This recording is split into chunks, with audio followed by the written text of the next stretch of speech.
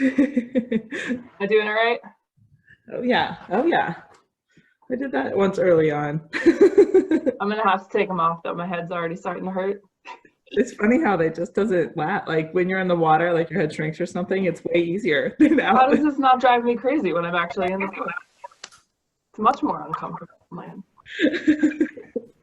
But isn't everything? Good morning, everybody. Is that Phyllis? Hi. Hi, honey. How you doing?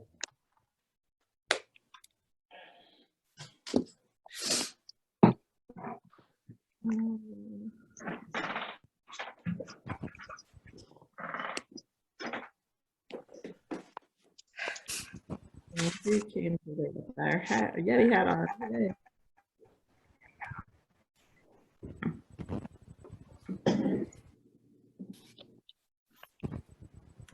The moon setting, Jocelyn.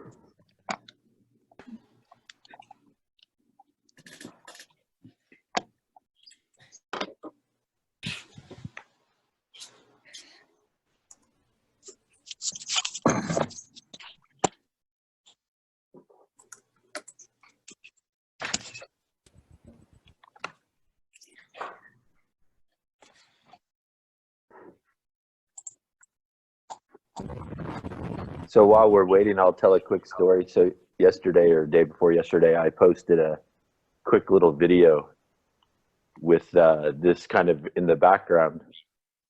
And a woman reached out and she said, "That's a wonderful park. Where's that at? On the lake?" And I said, "I hate to make you jealous, but that's my backyard." She was pretty bummed. You're making all of us jealous, Mark. But I know, I do that on purpose. It's actually my way of like enticing you to come visit. It's a good strategy. yeah, it's working. It is You don't need working. I You see don't a need to road see trip my this face. summer. Where Yeah, is that? Absolutely. Flathead Lake in northwest Montana.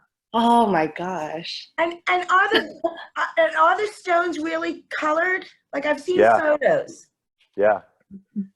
I always want to go there until you mention the water temperature. What was the water temperature? Well, right now I swam yesterday. It was 50.2. Ooh, There you go. It's getting up there. That's about what I have. A point two makes all the difference.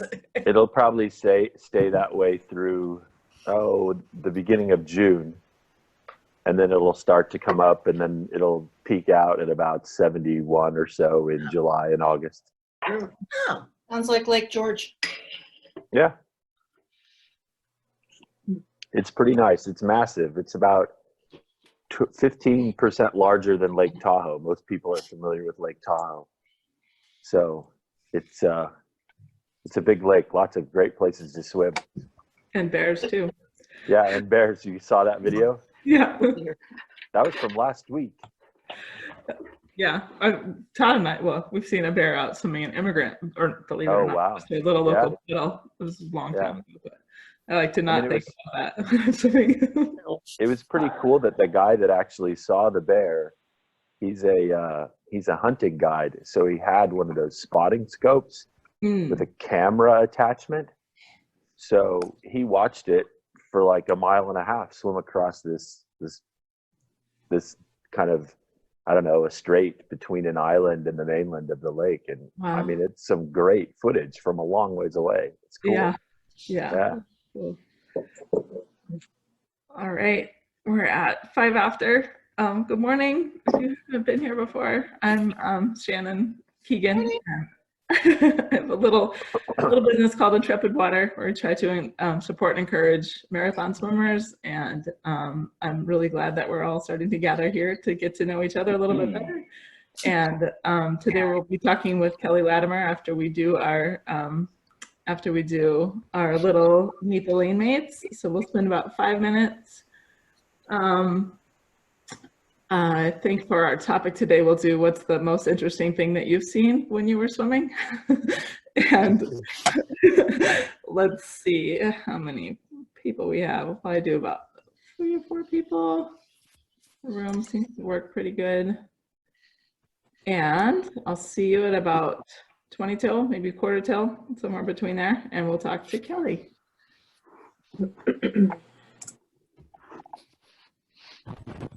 Oh.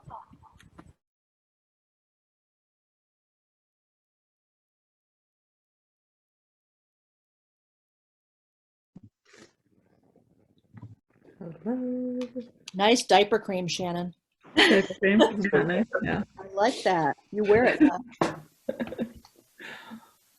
It's when I quit before it wore off.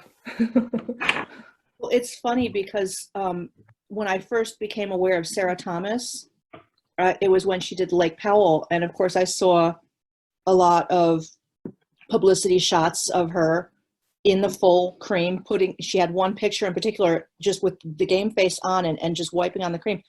I never saw a different image of her for like 2 years.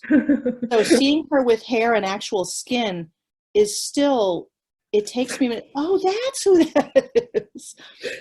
But she wears it well. So, not everyone can carry off diaper cream. Oh, very nice. Very nice. All right. Welcome back. All right. Let's chat with Kelly. Kelly, tell us a little bit about yourself. All right. Hi, I'm Kelly. I'm a swimmer. Yeah, so I Not, you're in the wrong place. What'd you say, John? I said if not, you're in the wrong place. Oh, I thought this was the Swimmers Anonymous. Basically what we're doing, right? Yep. Yeah, so I started swimming, I was 8 years old. I actually had taken a diving class and I was coming out of the pool one day and my mom went to high school with the swim coach and he was like, "What are you doing here?" And he's like, "You're not going to be a diver, you're going to be a swimmer." And I was like, "Oh, okay." So I tried the swim team. I was really bad. That same swim coach actually signed to my high school yearbook with cheers to the least talented swimmer I've ever coached. And he didn't mean that. That's horrifying. No, that's Rob. We know him. Yeah, John. Yeah, he's still coaches and stuff. He's still around. Like he has a very great sense of humor. But also, I mean, he meant it. I had to work for every bit of technique that I have still. Like I had no natural ability in the water. I was basically just floundering about. But I did, yeah, so I swam, I swam that time. Have an echo. Try that now. All right, I think that's better. Yeah, so I swam age group, I swam in high school. I actually did swim in college. I was never the fastest, but I always had a really good time. You swam in college, shut up. No, I did, but I mean, it was actually. If you swam in college, you're fast. Swimming in college for me was actually more of a time management thing. I mean, it was a really small Division III school. We always came in last place at championships, but like I said, we had a really good time. It was more about, for me, just like, okay, I have to be at swim practice from this time of day, therefore I need to plan all of my other life around that. And it really forced me into it gave me all of the time management skills that I sometimes still have today, which was good. So then I'd been swimming and training and competing for, at that point, like 15 years. And I graduated college and I was kind of burnt out of the concept of swimming in the pool. I had been coaching some triathletes. There was a women's triathlon down in New Jersey where I was in school that all these triathletes were coming to the pool being like, "Hey, we can't swim. Teach us to swim so we can do this triathlon." So I did that to make some beer money. And they were like, "Hey, you can already do the hardest part of that. You should do a triathlon." And I was like, "The hardest part is the running." And they thought I was crazy, but they talked me into it. So I did a triathlon, which led to a few more. So I did triathlons for about 5 years. I did one Ironman in 2012, and then I pretty much retired from running because I still hated it. Like when I was learning how to swim, it felt like I was making progress, but then I tried to teach myself to run better and I still just hated it and it was giving me no enjoyment. So I just quit. But that got me into open water swimming. So I was just, doing a little bit of training for that. I actually once I quit running, had moved to Massachusetts, and I fell in with the wrong crowd of Elaine and Greg O'Connor, who actually, I mean, that's I know that one of the other questions is why do I do marathon swims, but like number one is really the community. And you know, I moved down here and found this group of people that now includes, you know, Chris Graves is here. You know, I was swimming with John Gale up in Maine. I mean, like it really is about the people. And so I just started doing that. So my first marathon swim was Boston Light in 2014. And there's actually a good story about the first time I tried to do Boston Light. I know Elaine's heard the story a million times. I had, right after, actually I was still in college, I emailed the former race directors and I said, hey, I was like, I see this swim, like this sounds cool. I was like, can I do this without an actual motorboat? Because I'm a poor college kid and I don't have money to pay a pilot. And he was like, oh yeah, sure. He's like, nobody's ever done that, but you can just have a kayak. And so I showed up on the morning of the swim with, it was my cousin's son's girlfriend was in a kayak for me.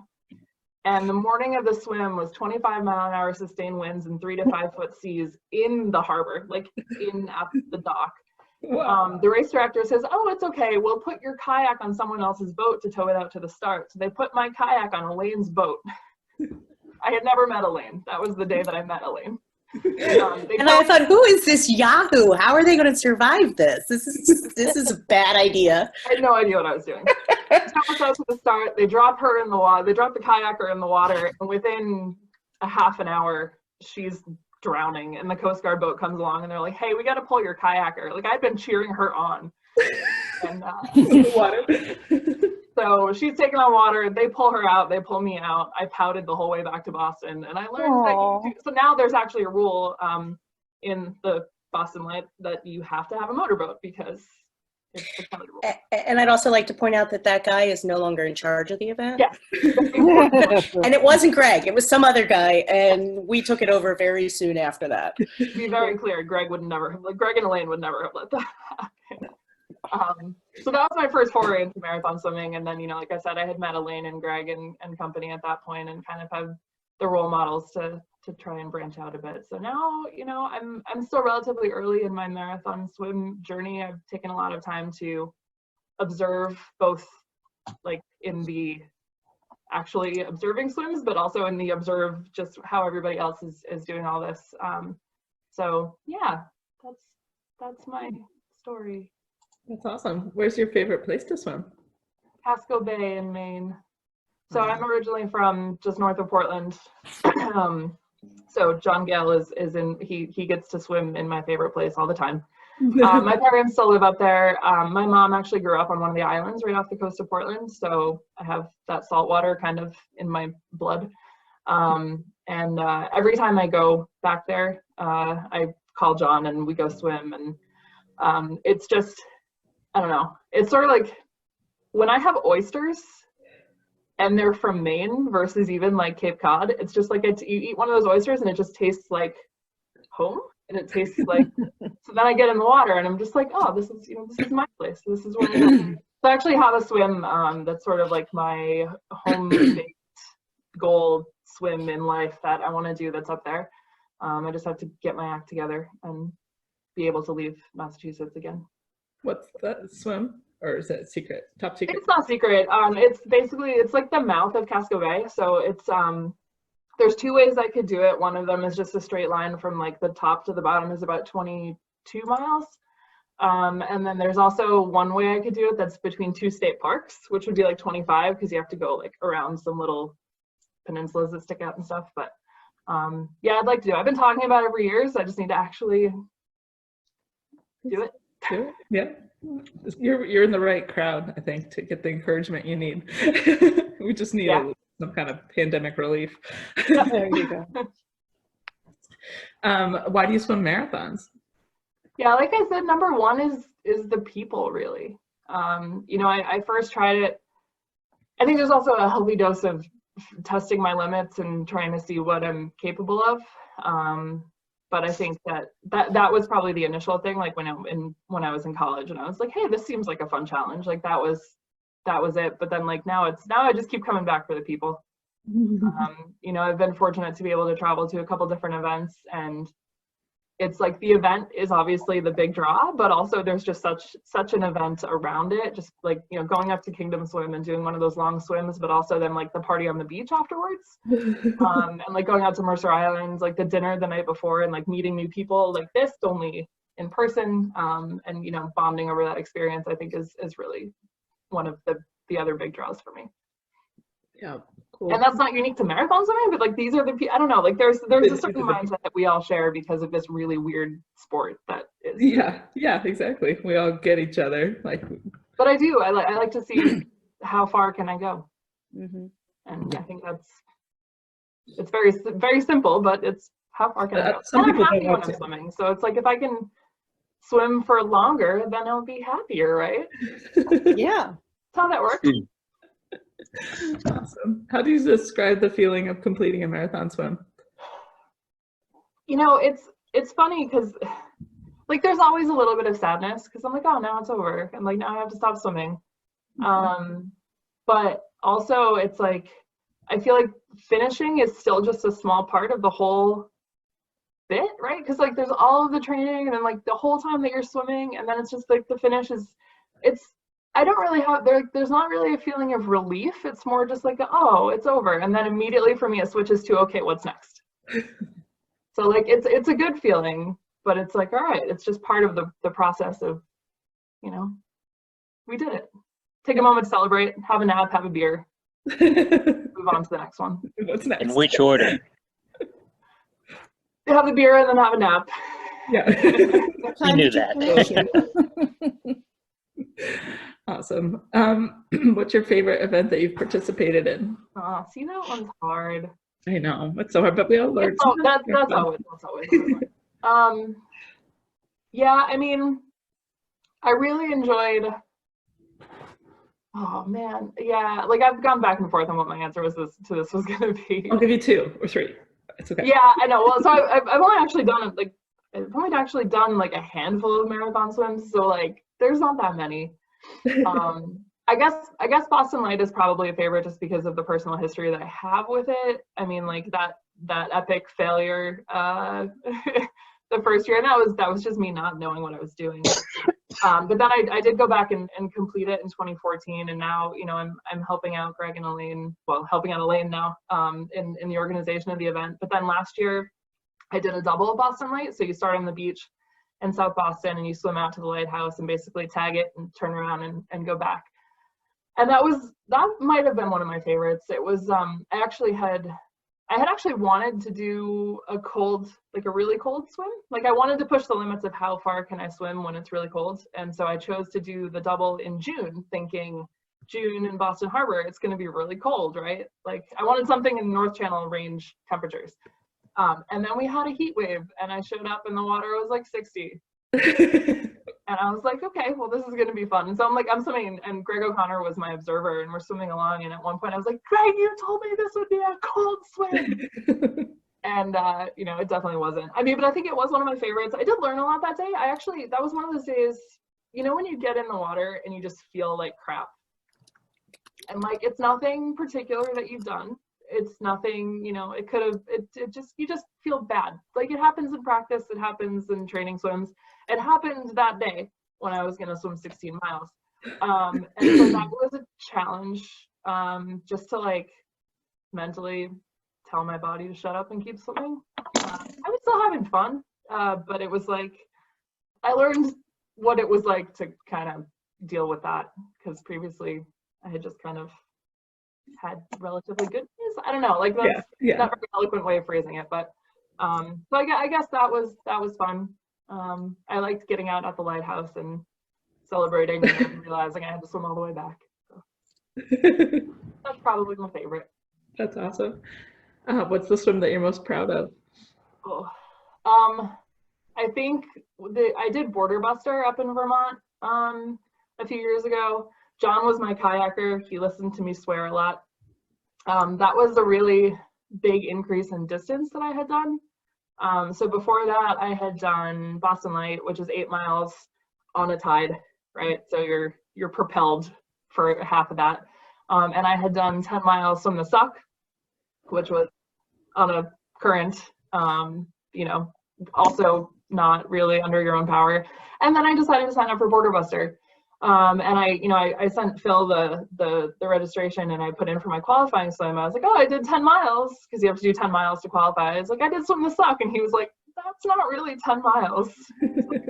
He's like, do a 10-mile unassisted swim. And I was like, or like uncurrent assisted swim. So I went down to the harbor in Boston and tried to do a 10-mile swim one day, but a ship bilged in the harbor. And so I'm swimming along, and all of a sudden I've got all this nasty, like, gross stuff that I'm swimming through. So I bailed at 6 miles, and I emailed him, and I was like, Phil, I was like, I didn't do the 10 miles. I was like, but I'm gonna do this. And I showed up, and I started swimming, and I started hurting eventually, and I learned what it was like to kind of cross that barrier. I probably hadn't trained properly, but I powered through, and I did it. I got out of the water. I claimed I was never swimming again, which lasted maybe 18 hours.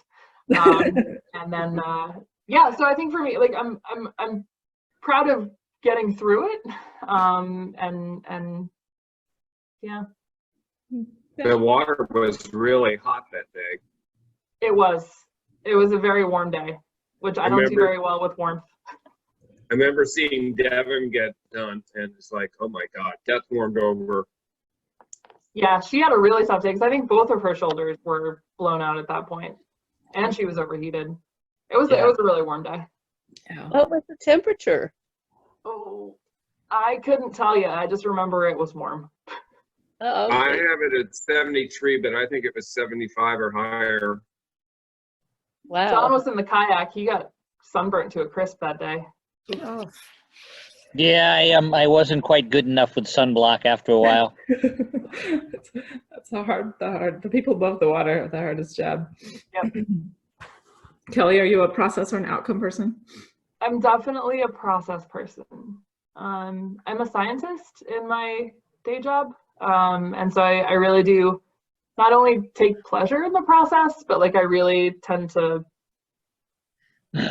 everything. Yeah, I just process everything in a very analytical way. I think, which is interesting, because I think I have over time, I think that's become more true. I don't not plan for the outcome, but it's sort of like, I think when I was younger, I used to just show up at events, like, and I hadn't trained well, especially in that period between like after college and before I actually started liking the pool again.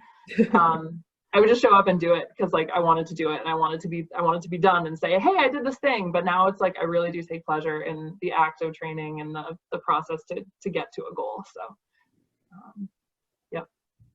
Cool. How do you adapt to changing conditions? It's funny because I told my husband about this question, and he kind of snorted.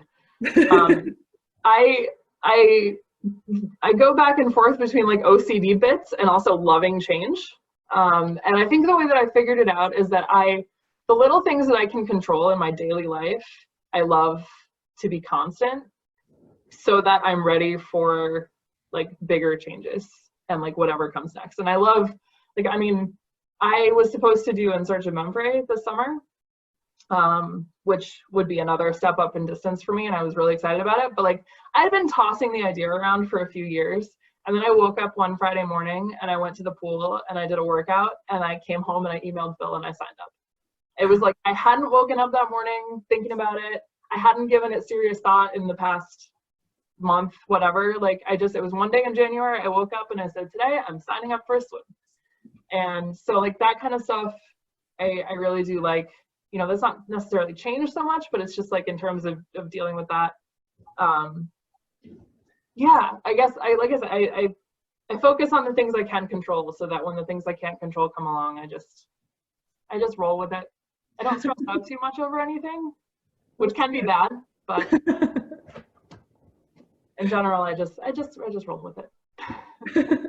How do you handle hard situations?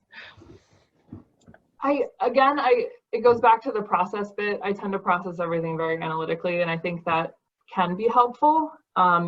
Honestly, when things get hard, I swim, which is why I know that's true for a lot of us. I think that swimming is our mental health, and that's why being cut off from the water is more stressful than average.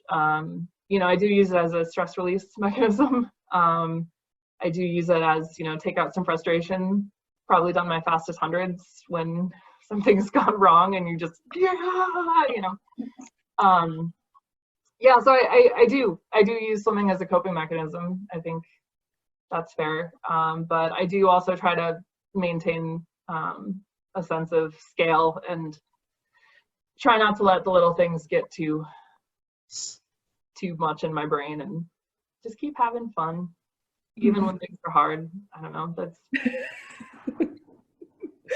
you make it sound so easy. I know, and it's not, right? Like it's not easy, but I mean, in the grand scheme of things, like we gotta get through this stuff. And I reach out to other people. I'm an extrovert. I don't know if you can figure that out. So I reach out to other people and try to power through. What's the worst part of shelter in place or quarantine or whatever it is in your state? The worst part is the people that keep dying.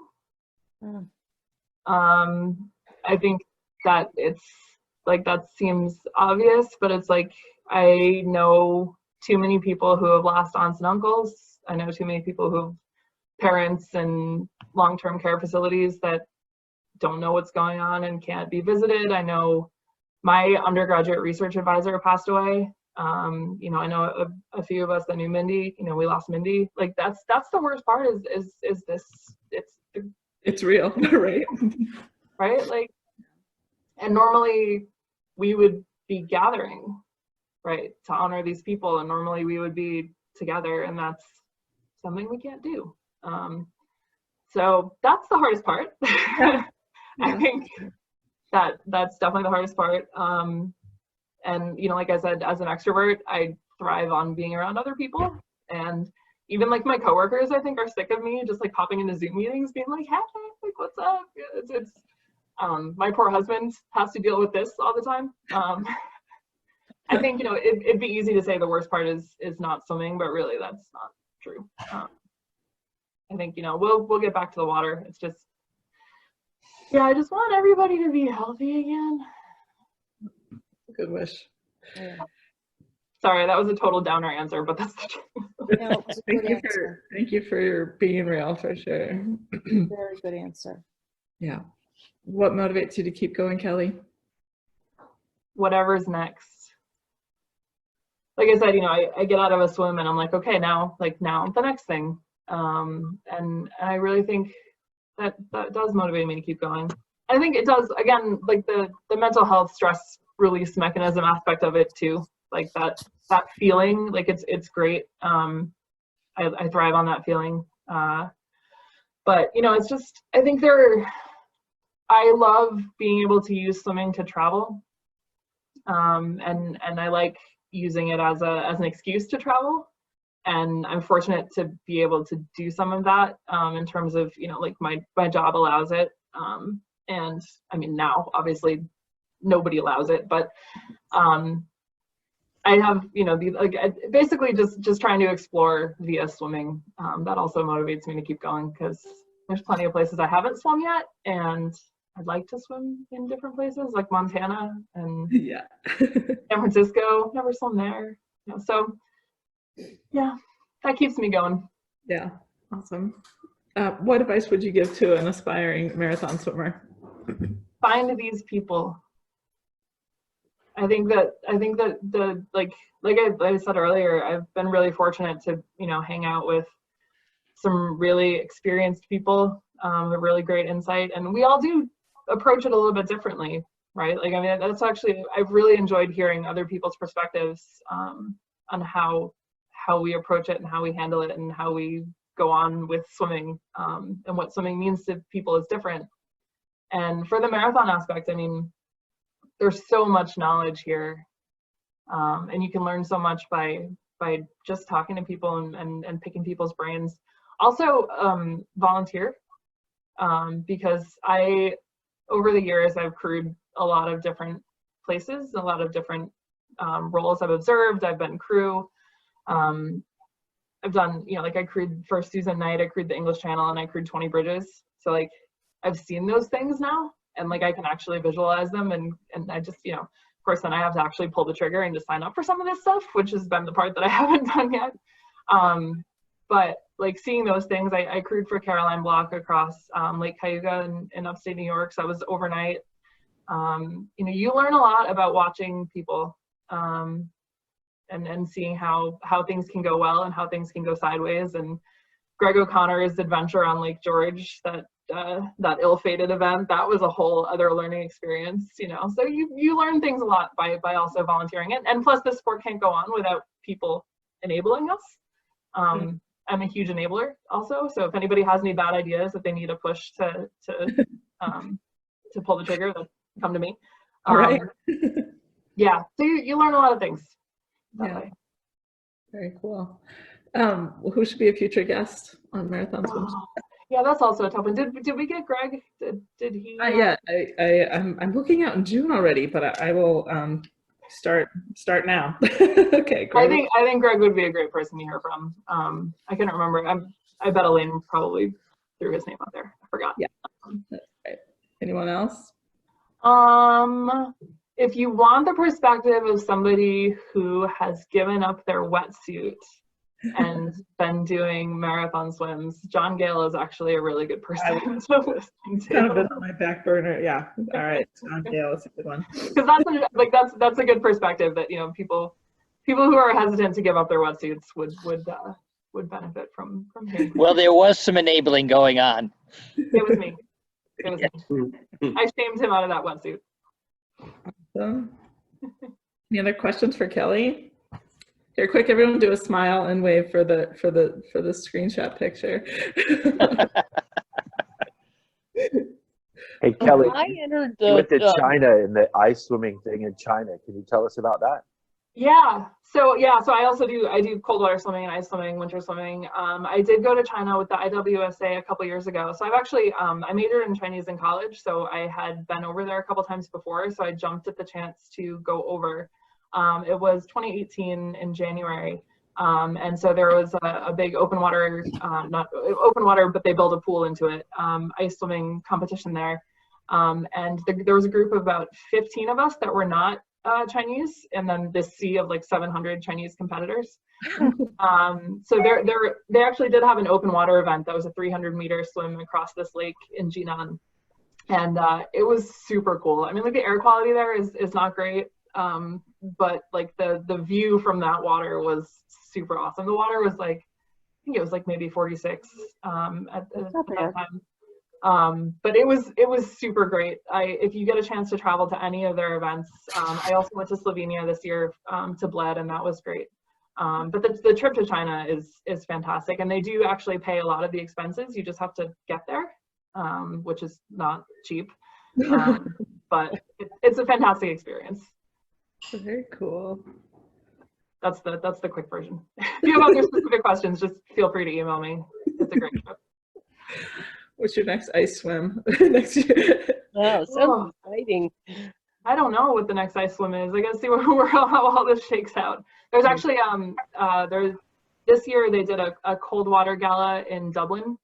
A week before they usually have an ice mile event. Fergal Somerville hosts that I've been to before, but they did a cold water gala of short distance events the week before. So I'd like to go over there and spend the whole week and just do the gala one weekend and the mile the next, and hang out in Dublin forever. Yeah. Well, awesome. Thank you for your time, everybody, today. Good to see everybody. Thank you for hosting, and thank you, Kelly. Bye. Of course. See you guys next time. Bye. Bye-bye.